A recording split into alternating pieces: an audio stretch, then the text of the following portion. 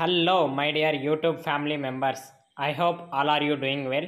ఈరోజు మన వీడియోలో ఉస్మానియా యూనివర్సిటీ యొక్క హాస్టల్ పేమెంట్ ఎలా కంప్లీట్ చేసుకోవాలి అనేది అయితే ఈ వీడియోలో చెప్పడం జరిగిందనమాట. సమ్ బేసిక్ ఇన్ఫర్మేషన్ అనేది అయితే ఈ వీడియోలో ఇవ్వడం జరుగుతుంది. ఈ వీడియోని చివరి వరకు చూడండి.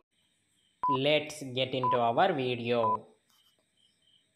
నేనైతే ఈరోజు ఈ యొక్క హాస్టల్ అప్లికేషన్ స్టేటస్ ఎంతవరకు వచ్చిందని చెక్ చేసుకోవడం కోసం యూఎంఎస్ ఐడిని అయితే లాగిన్ చేయడం జరిగిందనమాట.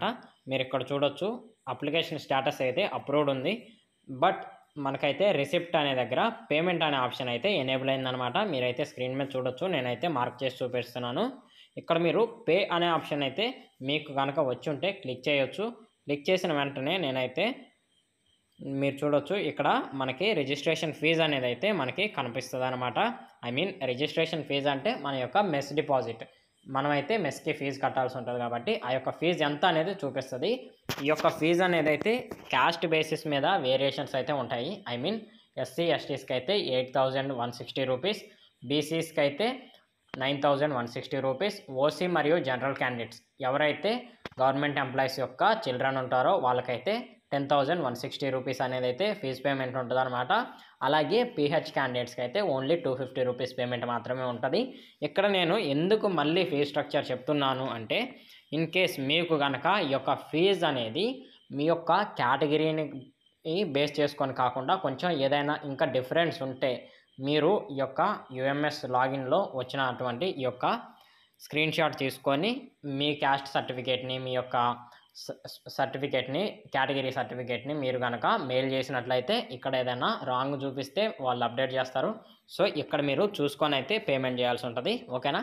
ఇక్కడ రిజిస్ట్రేషన్ ఫీజు అనేది మీ కేటగిరీతో మ్యాచ్ అయితే ఇక్కడ మీ యొక్క అమౌంట్ అనేది అయితే చూసుకోండి. మనం కింద కొంచెం టర్మ్స్ అండ్ కండిషన్స్ అయితే ఉన్నాయి అన్నమాట. ఫస్ట్ వన్ వచ్చేసి, when a candidate makes double payment, refund can be considered only on bringing it to the notice of university by mail within 7 days of the payment. In case ఎవరిదైనా first time payment చేసినప్పుడు cancel అయ్యి రెండోసారి కూడా చేశారు అనుకుంటే మీరు first చేసినటువంటి పేమెంట్కి మీరైతే మెయిల్ చేయాల్సి ఉంటుంది. ఇలా నాకు ఫస్ట్ పేమెంట్ అనేది అయితే అమౌంట్ అనేది డెబిట్ అయింది కానీ ఫస్ట్ పేమెంట్ రిసిప్ట్ రాలేదు, మీరైతే మెయిల్ చేయాల్సి ఉంటుంది. ఆ మెయిల్ చేసిన వెంటనే మీకైతే వాళ్ళు ప్రాసెస్ చేస్తారు. ఇన్ కేస్ అది కనుక మెయిల్ చేయడం మీరు మర్చిపోయారు, 7 days అయిపోయింది అనుకుంటే కనుక ఆ యొక్క అమౌంట్ అనేది ఏదైతే ఉందో అది రీఫండ్ రాదు అని ఇక్కడ మెన్షన్ చేశారనమాట. చూడొచ్చు, any kind of request beyond this 7 days period will not be entertained. ఓకేనా. మీరు కనుక ఈ 7 days తర్వాత రిక్వెస్ట్ రైజ్ చేయాలి అనుకున్నా కానీ వాళ్ళైతే మాకు ఎటువంటి సంబంధం లేదనే విధంగా అయితే ఇక్కడ నోటీస్ ఇవ్వడం జరిగింది. So be careful. ఓకేనా. మీరు కనుక ఫస్ట్ టైం పేమెంట్ చేసినప్పుడు ఫెయిల్ అయితే కంపల్సరీ స్క్రీన్ షాట్స్ తీసుకోండి. ఆ యొక్క అమౌంట్ డెబిట్ అయినట్టు కూడా స్టేట్మెంట్ డౌన్లోడ్ చేసుకోండి యూఎంఎస్ వాళ్ళకి హెల్ప్ డెస్క్లో ఎమ్మట్లైనా. సెకండ్ వచ్చేసి, if due to any reason university cancels the application and want to refund the fees, then amount will be refunded by the university duty excluding the processing fees involved in making such payments. ఓకేనా. In case మీరు కనుక admission cancel చేసుకున్నారు, లేకపోతే some other యూనివర్సిటీకి transfer అయ్యారు అనుకోండి, మీకు కనుక ఈ యొక్క అమౌంట్ అనేది రీఫండ్ కావాలి అనుకుంటే, ఓకేనా, ఆ యొక్క రీఫండ్ అనేది యూనివర్సిటీ యొక్క ఏదైతే ఛార్జెస్ ఉంటాయో అలాగే ప్రాసెసింగ్ ఫీజు ఉంటుందో ఆ యొక్క ఫీజు కూడా కట్ చేసుకున్న తర్వాత రీఫండ్ ఇస్తారు అని చెప్తున్నారు ఈ యొక్క సెకండ్ దాంట్లో. ఓకే. అలాగే థర్డ్ వన్ వచ్చేసి, it is requested of students to wait for payment gateway to redirect itself back to student portal page after payment clicking. ఓకేనా. On any button can cause failure of the payment and after this amount will be debited but will not be updated on application. In this case amount will be refunded back by the SBI. ఓకేనా.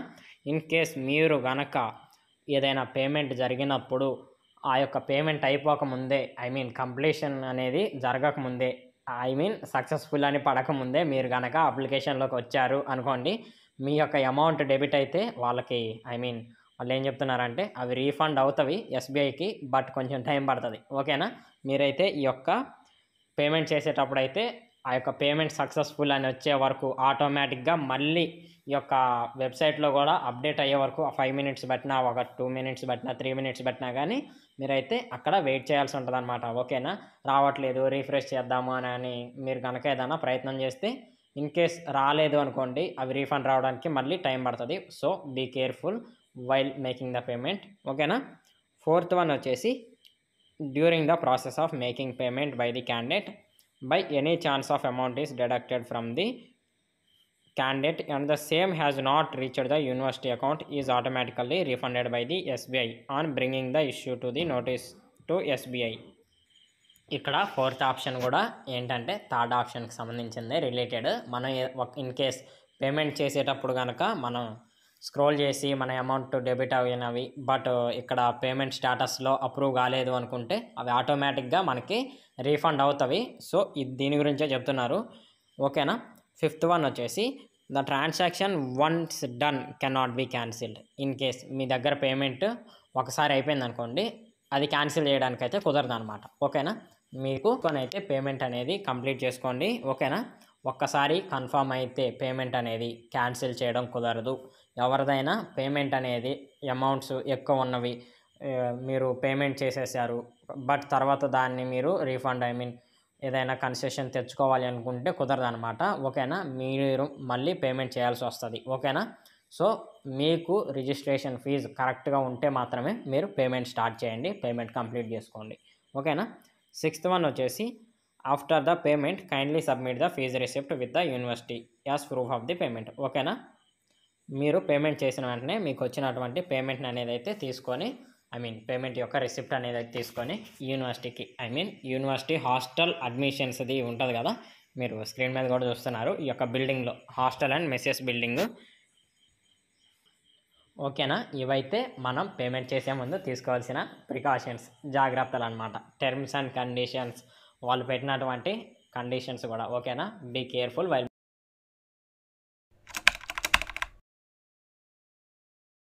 మీకు కనుక ఈ యొక్క terms and conditions అలాగే ఈ payment okay అనుకుంటే మీరు ఇక్కడ పేమెంట్ ఎంత చూపిస్తుందో అది కరెక్ట్ అనుకుంటే మీరు కొంచెం కిందకు స్క్రోల్ చేసిన వెంటనే I agree to the terms and conditions అనే బటన్ మీరు క్లిక్ చేస్తే మీకు ఇక్కడ పే అనే ఆప్షన్ వస్తుంది. ఈ యొక్క ఆప్షన్ కూడా మీరు క్లిక్ చేస్తే ఆటోమేటిక్గా మీరైతే ఇక్కడికి పేమెంట్ గేట్వేకి అయితే రీడైరెక్ట్ అవుతారు.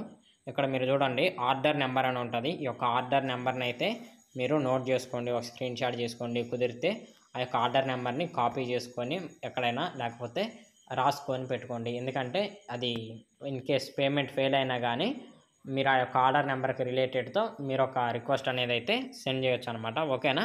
మీరు ఇక్కడ కొంచెం కిందకి స్క్రోల్ చేసిన వెంటనే మర్చెంట్ నేమ్ అనేది అయితే కనిపిస్తుంది. University college of arts and social sciences OU RUSA 2.2 అనేది అయితే ఉంటుంది. జనరల్గా యూనివర్సిటీ కాలేజ్ ఆఫ్ లేకపోతే మీరు ఏ కాలేజ్ ఉన్నారో ఆ కాలేజ్కి రిలేటెడ్గా అయితే చూపిస్తేనే చేయండి. ఏదైనా రాంగ్ చూపించినా ఏదైనా వేరే యూనివర్సిటీ చూపిస్తే కనుక మీరు అది చేయకపోవడం బెటర్. దాని గురించి మీరు కన్సల్ట్ అవ్వచ్చు యూఎంఎస్ హెల్ప్ డెస్క్కి. తర్వాత అమౌంట్ అనేది అయితే చూపిస్తుంది. తర్వాత మనం కొంచెం కింద స్క్రోల్ చేసిన వెంటనే పేమెంట్ ఆప్షన్స్ అన్నమాట. ఇక్కడ చూసిన వెంటనే మనకి పేమెంట్ ఆప్షన్స్లో debit card and credit card కూడా ఉంది. మీకు కనుక ఈ యొక్క పేమెంట్ ఆప్షన్స్ తెలిసినట్లయితే ఈ యొక్క కార్డ్స్తో పేమెంట్ చేయొచ్చు. తర్వాత కార్పొరేట్ క్రెడిట్ కార్డ్స్ కూడా ఉంది ఎస్బీఐ వాళ్ళది. ఓకేనా? తర్వాత బ్యాంకింగ్ కనెక్ట్ నెట్ బ్యాంకింగ్ కూడా ఉంది. నెట్ బ్యాంకింగ్ ఎవరికైనా ప్రాసెస్ తెలిస్తే చేయండి. సో తర్వాత వచ్చేసి యూపీఐ అనమాట. యూపీఐ తర్వాత నెఫ్ట్ పేమెంట్ ఉంది, తర్వాత ఎస్బీఐ బ్రాంచ్ పేమెంట్ ఉంది. ఓకేనా? యూపీఐ పేమెంట్ అనేది అయితే మ్యాక్సిమం అందరికీ తెలిసే ఉంటుంది, ఫోన్పే, గూగుల్ పే. అలాగే మనం ఏదైనా యూపీఐ యాప్ నుండి అయితే ఇక్కడ పేమెంట్ చేయొచ్చు. ఇక్కడ 2 ఆప్షన్స్ ఉన్నాయి అనమాట. ఎంటర్ యూపీఐ ఐడి అంటే మీ యొక్క ఫోన్పేలో లేకపోతే మీ యొక్క గూగుల్ పేలో యూపీఐ ఐడి ఉంటుంది, మీరు స్క్రీన్ మీద చూస్తున్నారు. ఈ విధంగా ఆ యొక్క యూపీఐ ఐడి ఇస్తే మీరు ఇక్కడ వ్యాలిడేట్ యూపీఐ ఐడి కొట్టిన వెంటనే మీకైతే ఆ యొక్క ఫోన్పేకి గూగుల్ పేకి రిక్వెస్ట్ వస్తుంది. పే చేసి మీరు ఆటోమేటిక్గా ఇక్కడికి రీడైరెక్ట్ అవుతారు. ఆ యొక్క పేమెంట్ స్టేటస్ సక్సెస్ అయిన వెంటనే మీరైతే తీసుకోవచ్చు రిసిప్ట్ అనేది. ఇన్ కేస్ అలా రాదు లేకపోతే ఇక్కడ యూపీఐ క్యూఆర్ ఉంది సెకండ్ థింగ్ వచ్చేసి. ఓకేనా? యూపీఐ క్యూఆర్ కొట్టిన తర్వాత పే నౌ అనే ఆప్షన్ క్లిక్ చేసిన వెంటనే మీకైతే ఒక క్యూఆర్ కోడ్ అనేది అయితే వస్తుంది. ఈ యొక్క క్యూఆర్ కోడ్ని స్కాన్ చేసైనా కానీ మీరు పేమెంట్ అనేది అయితే కంప్లీట్ చేసుకోవచ్చు.